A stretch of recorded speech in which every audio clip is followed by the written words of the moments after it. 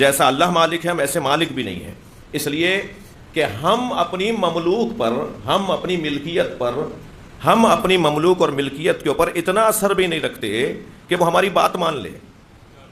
مثلا میں اپنے کپڑوں کو چاہوں کہ یہ پتھر بن جائیں، یا میں اپنی گاڑی کو چاہوں کہ یہ میرا مکان بن جائے، یہ میری بات بھی ماننے کو تیار نہیں ہے۔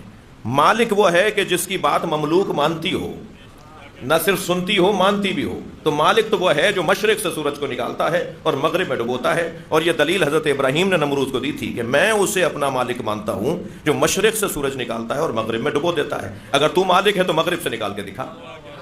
قرآن کی آیت ہے، حضرت ابراہیم نے نمرود سے کہا کہ میں اسے اللہ مانتا ہوں جو مشرق سے سورج نکالتا ہے اور مغرب میں ڈبو دیتا ہے، اور اگر تو کہہ رہا ہے کہ انا ربکم الاعلی، میں تمہارا سب سے بڑا رب ہوں، تو ذرا مغرب سے نکال کر دکھا۔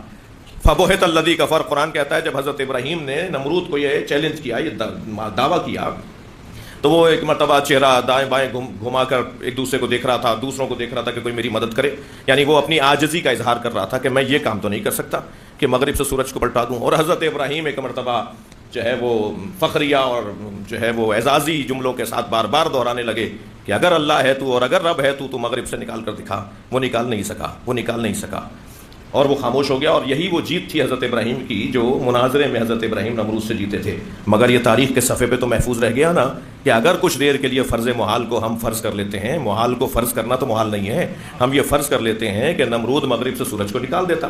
اگر نمرود سورج کو مغرب سے نکال دیتا تو دلیل ابراہیمی کی روشنی میں اللہ مانا جاتا یا نہیں مانا جاتا؟